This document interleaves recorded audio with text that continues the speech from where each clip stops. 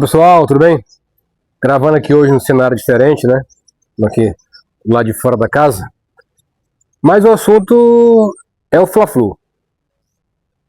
E a pergunta é: o que passa na cabeça do técnico do Flamengo, Felipe Luiz, nesse momento de turbulência que ele não está acostumado e não passou ainda no comando do Flamengo?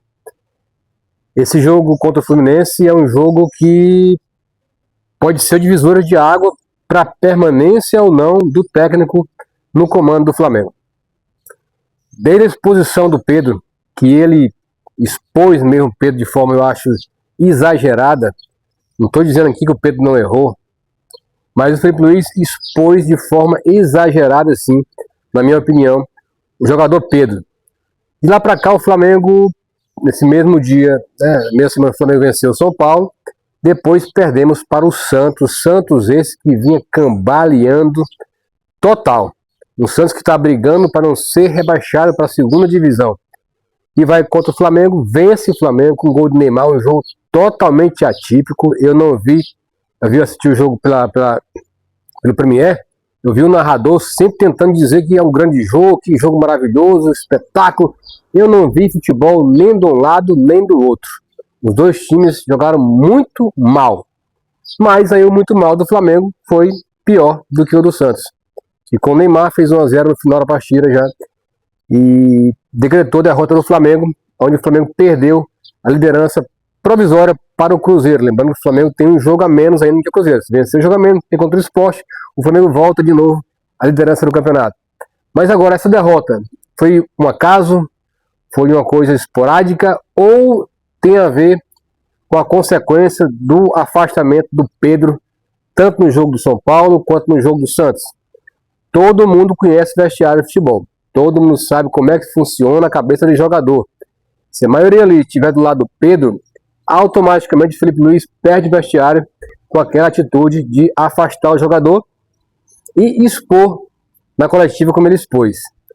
Então esse jogo contra o Fluminense vai ser esse divisor de água. Vai saber se os jogadores realmente estão fechados com o técnico ou estão aí realmente fechados com o Pedro, né? O boato aí, a gente sabe, é que parece que o Pedro vai ser relacionado novamente, até porque o Flamengo não tem o Bruno Henrique suspenso, então não tem jogador. É o Plata e só. Aí tem o Juninho, uma opção, o Juninho que é mal é usado, o Olacian, o Lohan que pode ser usado como falso 9, o Arrascaeta também pode ser usado como falso 9, mas nenhum é da área. Juninho mas o Juninho não é o preferido do Felipe Luiz para comandar o ataque do Flamengo. Então, pelo que ele vem usando, tudo indica que ele deve chamar o Pedro, e na minha opinião ele deveria escalar o Pedro e jogar a responsabilidade também para o jogador. Então o Pedro vai ter, se ele for escalado como titular, ele vai ser lançado aos leões. Se ele jogar bem, o torcida vai aplaudir e vai ficar do lado dele. Se ele jogar mal, meu amigo, aí vai dar todo o respaldo para o Felipe Luiz em agir como ele agiu, afastando o Pedro nos últimos 2 jogos. Mas ainda não sabemos de nada, se ele vai relacionar o Pedro ou não, para esse jogo de domingo contra o Fluminense, que é um jogo dificílimo. O Fluminense vem uma derrota em casa para o Cruzeiro de 2-0, onde foi engolido pelo Cruzeiro. No segundo tempo, aí eu vi uns comentários do YouTube do Fluminense, o Fluminense jogou bem no segundo tempo, amassou. Meus amigos, o Fluminense amassou porque o Cruzeiro deixou. O Cruzeiro fez 2-0, no segundo tempo, ele controlou ali a partida. Levou sorte também, foram 3 bolas na trave, algumas defesas do goleiro Fábio, do goleiro do Cruzeiro, o Cássio. Mas aí ele levou sorte, mas o futebol também, a sorte faz parte.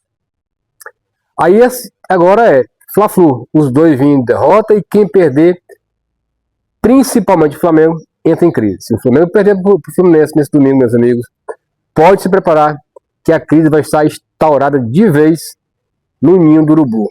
Fluminense não, Fluminense perder ainda pela 4ª colocação no Mundial, aí está entre os 4 do Mundial, ainda dá um respaldo para o técnico Renato Gaúcho, lembrando que o Fluminense não terá o seu principal jogador, o Arias foi vendido, né? Não joga mais pelo Fluminense.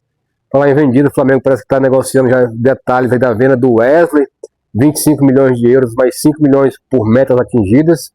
O Flamengo fala que vai liberar o jogador quando contratar outro lateral.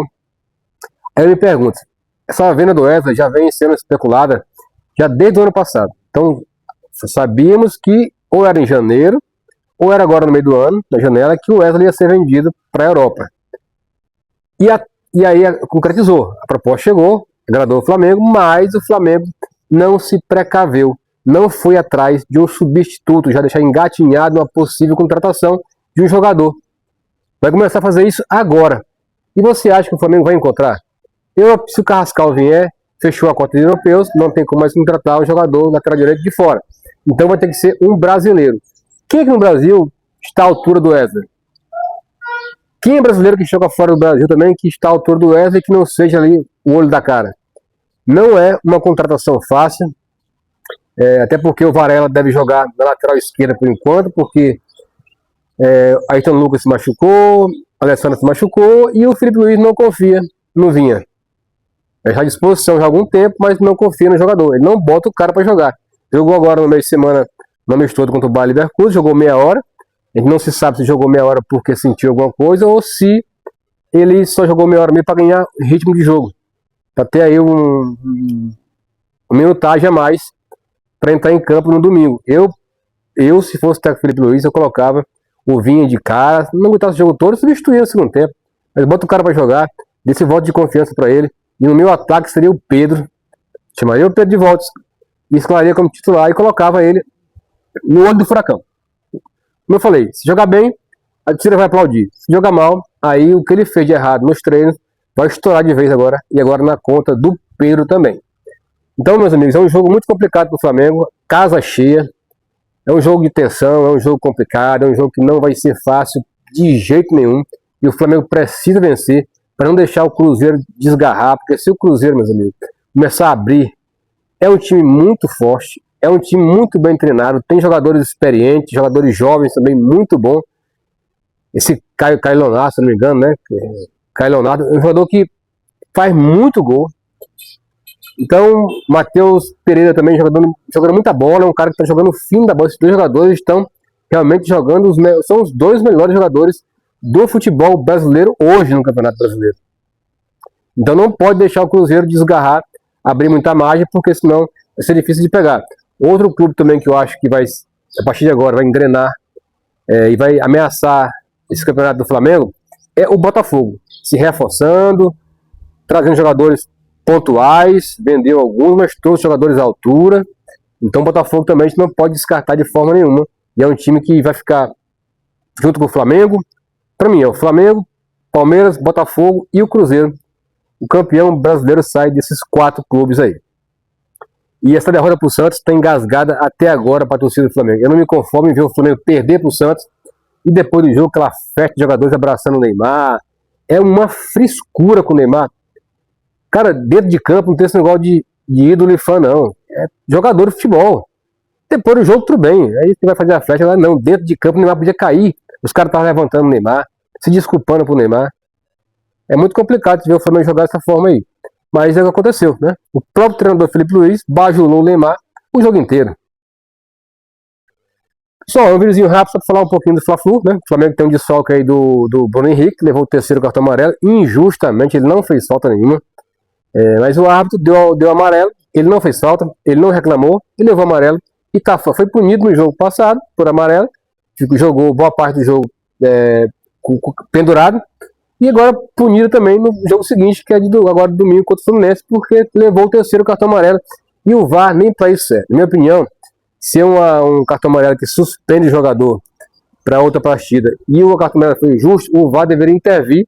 Dizer assim, olha, esse cartão aqui foi injusto, então vamos aí abonar, tirar esse cartão amarelo que afastou o jogador. É o mais justo, né?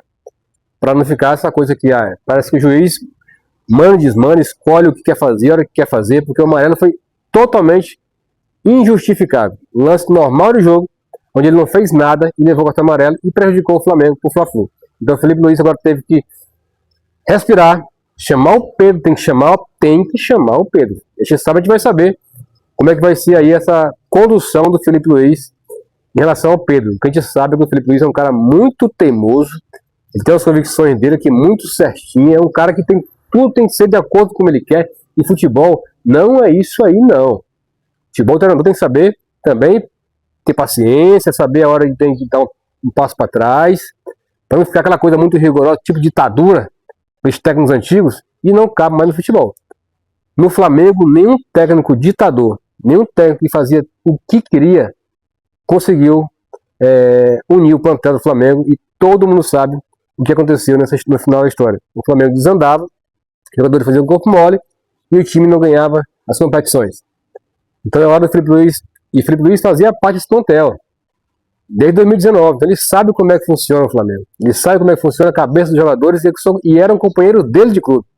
Então ele precisa também ter um pouco mais de sabedoria, para poder conduzir esse elenco recheado de estrelas, e todo o elenco, quando é recheado de jogadores bons, ele tem a vaidade, às vezes supera aí o profissionalismo. Então o Felipe Luiz precisa ter esse domínio dos bastidores, esse domínio do vestiário, para não perder o grupo, nesse momento agora que vai começar a se afunilar, a começar a decisão de Copa do Brasil, Libertadores, daqui a pouco o brasileiro também afunila, e se for não deixar o Cruzeiro escapar, dificilmente consegue aí se recuperar.